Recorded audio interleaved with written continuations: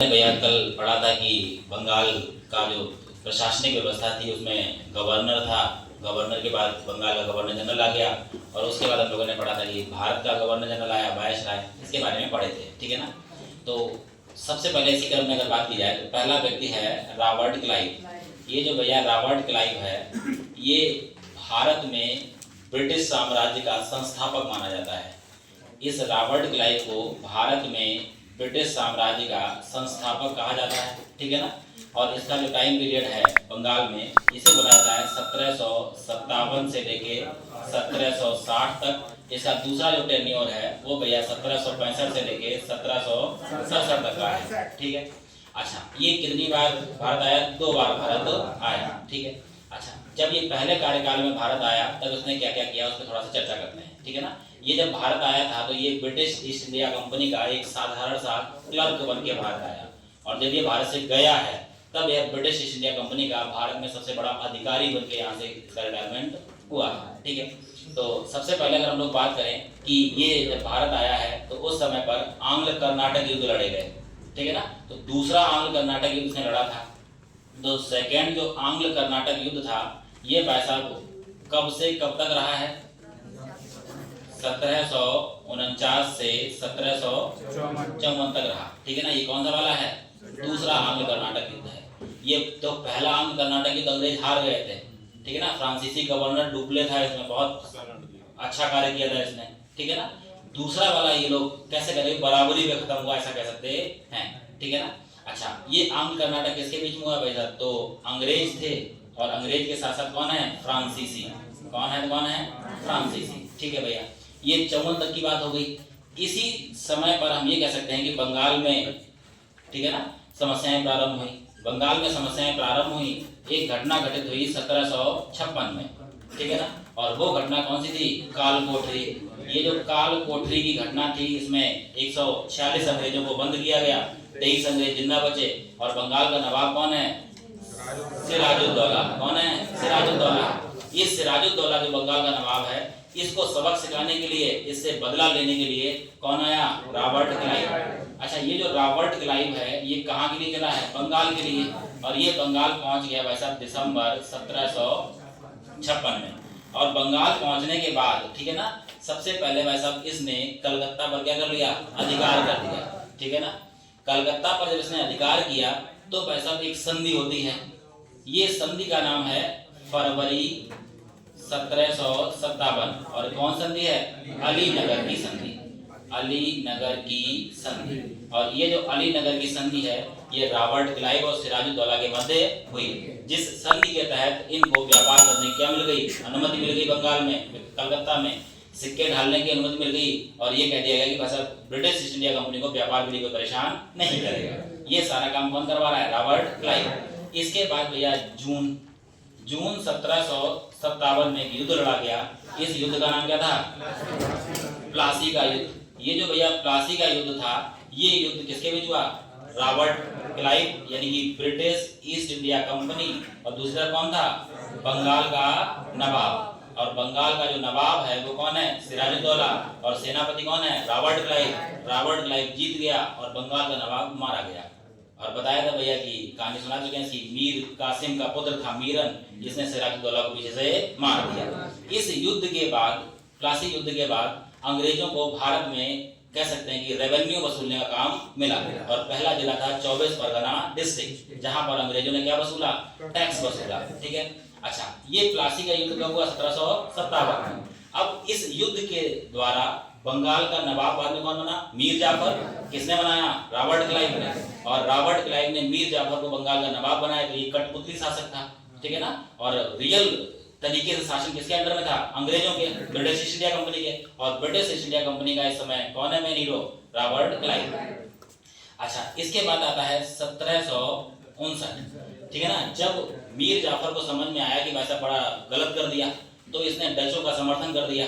जब मीर जाफर ने डचों का समर्थन किया तब ऐसा एक नया युद्ध हुआ।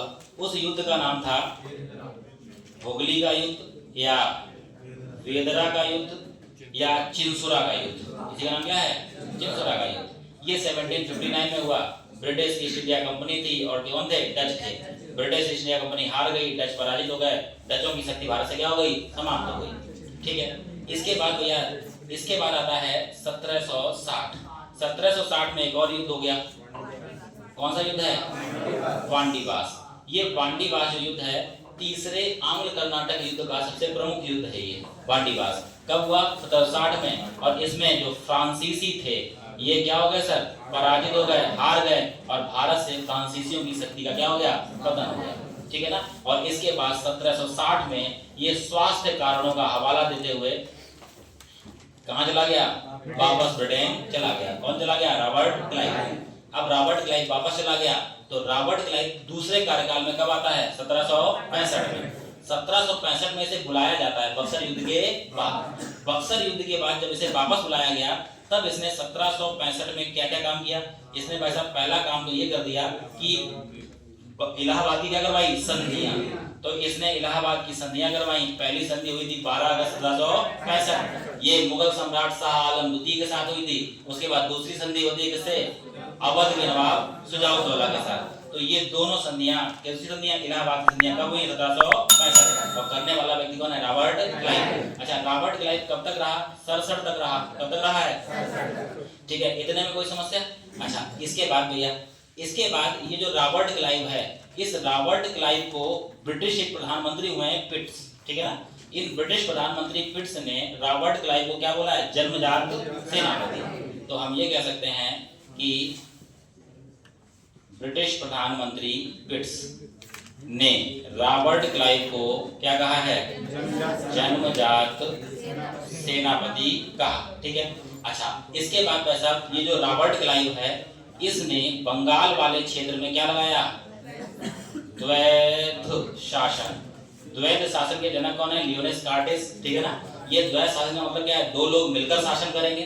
ये जो द्वैध शासन लगाया गया इसमें ये कहा गया प्रशासनिक कार्य, जो शासन के कार्य हैं वो बंगाल का नवाब करेगा, और जो रेवेन्यू वसूलने का काम है, टैक्स वसूलने का काम है, टैक्स कितना लगेगा ये निर्धारण करने का काम है, ये कौन देगा? British east India company. संधि करनी है या युद्ध करना है ये भी कौन देगा? British east India company. तो इसी को क्या बोला गया? द्वैध शासन कहा गया। और दो लोग मिलकर शासन किए। ये द्वैध शासन बंगाल में कब चालू हुआ? 1765 में। और कब तक चला है? 1772 तक चला। और 72 में कौन आएगा? Warren Hastings. और वारेन हेस्टिंग्स इस द्वैध शासन क्या कर देगा? समाप्त कर देगा। ठीक है ना। इसके बाद भैया 1767 में रॉबर्ट क्लाइव कहां चला गया? वापस चला गया। कहां चला गया? वापस चला गया। ठीक है। इसके बाद भैया ये जो रॉबर्ट क्लाइव है इसने एक कह सकते हैं कि अपने जो सैनिक और कर्मचारी थे उनसे एक प्रार्थना पत्र देने को कहा। क्या देने को कहा? प्रार्थना पत्र और घोषणा पत्र कह सकते हो। इसमें यह कहा गया था कि आप किसी प्रकार की कोई बेईमानी नहीं करेंगे, किसी प्रकार का कोई घूसखोरी नहीं करेंगे। ठीक है ना। रिश्वत नहीं लेंगे कह सकते हो। इसके सैनिकों और अधिकारियों ने ये जो घोषणा पत्र था इसे देने से क्या कर दिया? इनकार कर दिया। जब इनकार कर दिया तो भाई साहब इन लोगों ने विद्रोह कर दिया। और विद्रोह करने के बाद इसी को बोला गया श्वेत विद्रोह। ये भाई साहब पहला श्वेत विद्रोह है। ठीक है ना। इसने एक क्लाइव फंड बनाया था रॉबर्ट क्लाइव ने। ये क्लाइव फंड इसलिए बनाया गया था जो अधिकारी कर्मचारी रिटायर हो जाएंगे उनको उससे क्या मिलेगी? पेंशन मिलेगी। तो क्लाइव फंड बनाने का भी काम किसने किया है? रॉबर्ट क्लाइव ने किया। ठीक है ना। अच्छा, इसने बंगाल के प्रशासनिक कार्यों के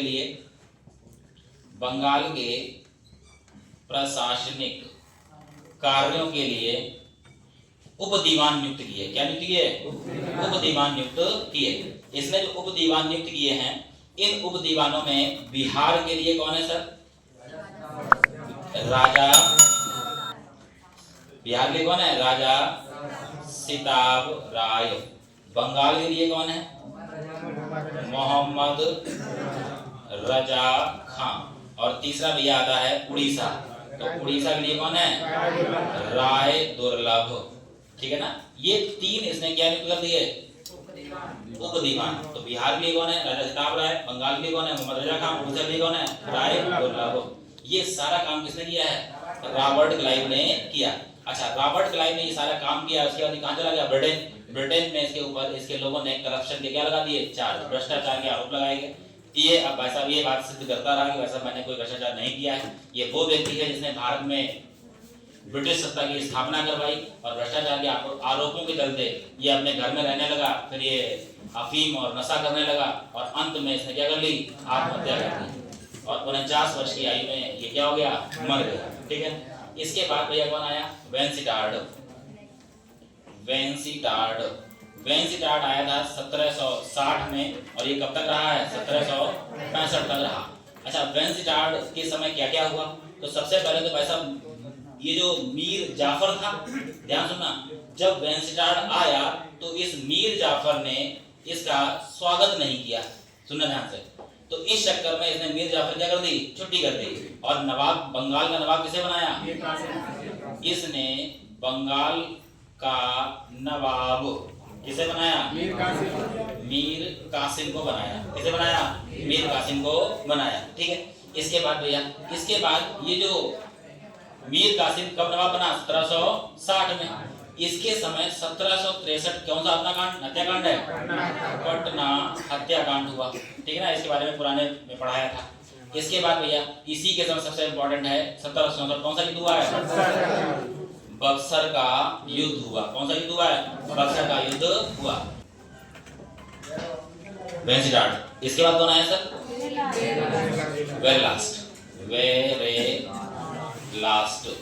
ये जो वेरी लास्ट है, काम कहीं क्या लिखा है, वेरी लास्ट। ये की बात है, प्रोनाउंसिएशन याद रखना सर। ठीक है ना, ये भाई साहब कब से कब तक रहा है, 1767 से 1769।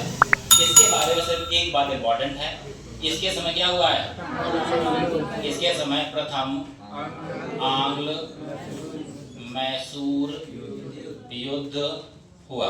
ठीक है साहब, कब से कब तक चला ये, 1767 से 69। ये वही युद्ध है जिसमें टीपू सुल्तान का पिता कौन है, हैदर अली। तो हैदर अली ने बढ़िया मारा किसको, अंग्रेजों को, और अंग्रेजों के साथ कहाँ संधि की है, मद्रास की संधि की है। ठीक है ना। अच्छा, ये वेरी लास्ट के बाद कौन आया, तो कार्टियर आया। कौन आया, कार्टियर आया कब है, 1769 में। कब तक रहा है, 1772 तक रहा। इस कार्टियर के समय सबसे महत्वपूर्ण क्या है, 1770 में क्या बढ़ गया, अकाल पड़ा। ध्यान सुनना भैया, ये 1770 का जो अकाल था, इस समय बंगाल का गवर्नर कौन है, कार्टियर। ये ऐसा अकाल था कि वैसा पूरे बंगाल में कोई फसल नहीं हुई, बारिश टाइम से हुई नहीं, अकाल पड़ गया।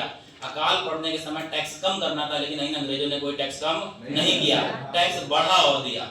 जब टैक्स बढ़ाया गया तो जो भारतीय लोग थे, ये अनाज अपना क्या करते हैं, बचा के रखते हैं एक साल के लिए। तो इन अंग्रेजों ने क्या किया कि वैसा जो अंग्रेज मतलब भारतीय लोग, किसान जो अनाज बचा के रखे थे, वो अनाज भी क्या कर लाए, छीन लाए। ठीक है ना। और इस अकाल में इन लोगों ने बिल्कुल भी दरियादिली न दिखाते हुए भारतीयों को मरने दिया। ये वो अकाल था जिसमें बंगाल की लगभग 10 मिलियन आबादी मर गई। 1 करोड़ लोग बंगाल के क्या हो गए, मर गए। जो चक्रोड़े और चौराहे थे, वहां पे लाशें पड़ी थी, कोई पूछने वाला नहीं था। कुछ जगह तो ये भी लिखा मिलता है कि लोगों ने जब उनके घर का कोई प्रतिनिधि मर जाता था तो उसकी लाश, जो उसकी डेड बॉडी होती थी, उसे खा खा के जीवन यापन किया है। तब जाके ये वो विद्रोह था, वो अकाल था 1770 का अकाल। और लेकिन फिर भी अंग्रेजों ने टैक्स कम नहीं किया। ठीक है ना। और इसी समय हम लोग एक आंदोलन सुनते हैं, सन्यासी विद्रोह। सन्यासी विद्रोह की जानकारी मुख्य रूप से कहाँ है, आनंद मठ पुस्तक में। आनंद मठ पुस्तक किसने लिखी है, बंकिम चंद्र चटर्जी ने। और इस पुस्तक में इन्होंने बताया कि सन्यासियों ने बाद में गांव वालों के साथ मिलकर, ठीक है, गिरि संप्रदाय के सन्यासी थे, शंकराचार्य के अनुयायी थे, इन लोगों ने मिलकर कैसे करके जहां जहां अंग्रेजों का माल गोदाम था, किसी कह सकते हैं अंग्रेज अधिकारी का घर था, वहां पर सामान रखा था, उसको 3-4 हजार लोग मिलके जाते थे, गांव वाले और सन्यासी लूट लेते थे और गांव में वो अनाज बांट दिया जाता था। ये भारतीयों द्वारा अंग्रेजों के खिलाफ किया गया पहला आंदोलन था। क्या नाम है इसका, सन्यासी विद्रोह। ठीक है ना। ये 1760 के दशक में प्रारंभ हुआ था। इसके 2 कारण, पहला तो कारण क्या है इसका, अकाल, और दूसरा ये जो भैया अंग्रेज थे, इन्होंने सन्यासियों को जो भारत में भ्रमण करना था उसको पर क्या लगा दी थी, पाबंदी लगा दी थी, इसलिए ये हुआ था। ठीक है ना। तो 1772 में कौन रहा, कार्टियर, और कार्टियर के बाद अब कौन आएगा, वारेन हेस्टिंग्स। इसे हम लोग कल पढ़ेंगे।